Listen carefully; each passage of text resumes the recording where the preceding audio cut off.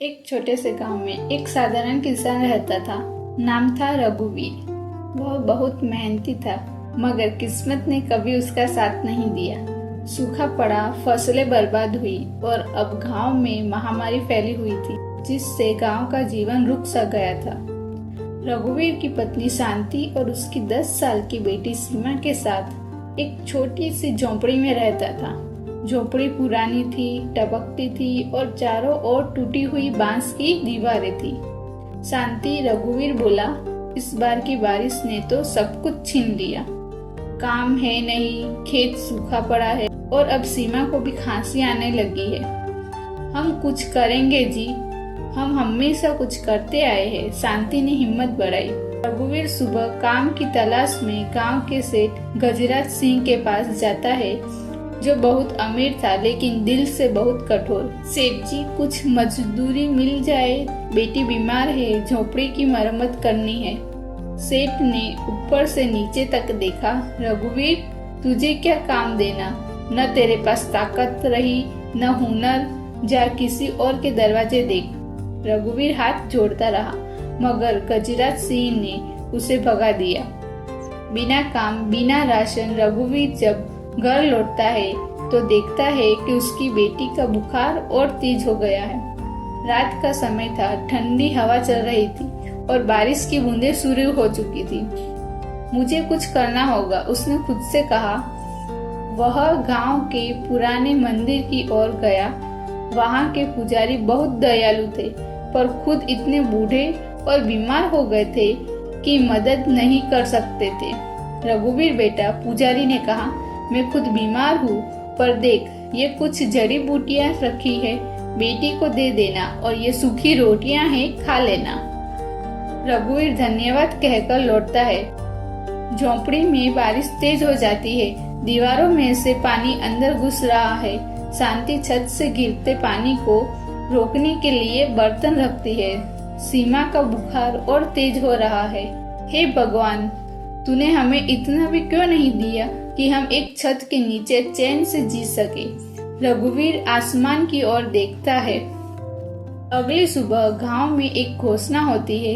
एक बाबा जी गांव में आए हैं, जो लोगों की तकलीफ सुनते हैं और मदद करते हैं। रघुवीर भी जाता है। बाबा जी एक पीपल के पेड़ के नीचे बैठे थे। सफेद दाढ़ी, घेरुआ वस्त्र, तेज आंखें। बोलो बेटा, क्या तकलीफ है? रघुवीर ने रोते हुए सारी आप बीती बताई। बाबा मुस्कुराए, बोले, तू सच्चा इंसान है। लो ये कागज और ये मिट्टी की एक डिबिया, इस पर अपनी मेहनत की हुनर लगा देना, फिर जो मिलेगा उससे तुम्हारा भाग्य बदलेगा। रघुवीर ने वह कागज और डिबिया लेकर घर आ गया। शांति, देखो बाबा जी ने क्या दिया। शांति ने हंसते हुए कहा, अब मिट्टी के डिब्बे से कोई जादू निकलने वाला है क्या? रघुवीर डिबिया को खेत के कोने में रखता है और काम की तलाश में फिर निकल जाता है। वह गांव में इधर उधर पूछता है, मगर हर जगह से निराशा मिलती है। थका हारा लौटता है और देखता है कि उसकी बेटी की तबीयत अब कुछ सुधर रही है। अगली सुबह आश्चर्य, जहाँ डिबिया रखी थी वहाँ एक चमकती हुई छोटी सी बेल उगाई थी। बेल के पत्ते सोने जैसे चमक रहे थे। ये क्या है जी? शांति पूछती है। मालूम नहीं, शायद यही बाबा का आशीर्वाद है। रघुवीर उस बेल की देखभाल करने लगता है। कुछ ही दिनों में बेल तेजी से बढ़ने लगती है और उससे निकलने लगते हैं सुनहरे फूल। गांव के लोग देखने आने लगे। सेठ गजराज भी आया। बेच दे ये फूल मुझे, जो दाम मांगेगा दूंगा। सेठ जी, ये मेरी मेहनत की बेल है, मैं नहीं बेचूंगा। गजराज गुस्से से चला गया। रघुवीर वो फूल गरीब बच्चों को देता है। हर फूल के साथ एक थैली में कुछ पैसे और दवाइयाँ हैं। गांव वाले अब रघुवीर को गांव का मसीहा कहने लगे।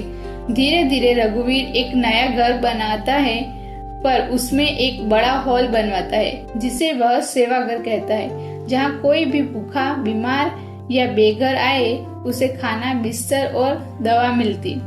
गांव में एक दिन फिर महामारी फैलती है और इस बार सेठ गजराज का पूरा परिवार बीमार हो जाता है। अब क्या करे? अस्पताल बहुत दूर है। गजराज चिंतित होता है। सेवा घर से मदद आती है। रघुवीर के भेजे लोग उसकी पत्नी और बेटे का इलाज के लिए ले जाते हैं। गजराज खुद सेवा कर आता है और रघुवीर के सामने हाथ जोड़ता है।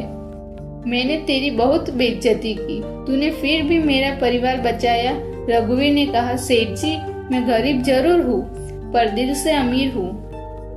गांव में रघुवीर अब पंच चुना जाता है और गांव में एक नया नियम बनवाता है, कोई भी भूखा या बेघर नहीं रहेगा। एक दिन वही बाबा जी फिर आते हैं। रघुवीर उन्हें पहचान जाता है। बाबा जी, आप? बेटा, तू पास हुआ। इंसानियत के इस इम्तिहान में तू सफल हुआ। अब ये डिबिया संभाल, इसे आगे किसी और को देना जो मुसीबत में हो। रघुवीर डिबिया को गांव के अनाथ बालक राजू को देता है। बेटा, जब बड़ा बनना तो इस डिबिया की तरह लोगों को सहारा देना। इस कहानी से हमें यह सीख मिलती है, सच्ची अमीरी पैसे से नहीं, सेवा और करुणा से आती है। जो दूसरों का दर्द समझता है, भगवान उसी के साथ होता है।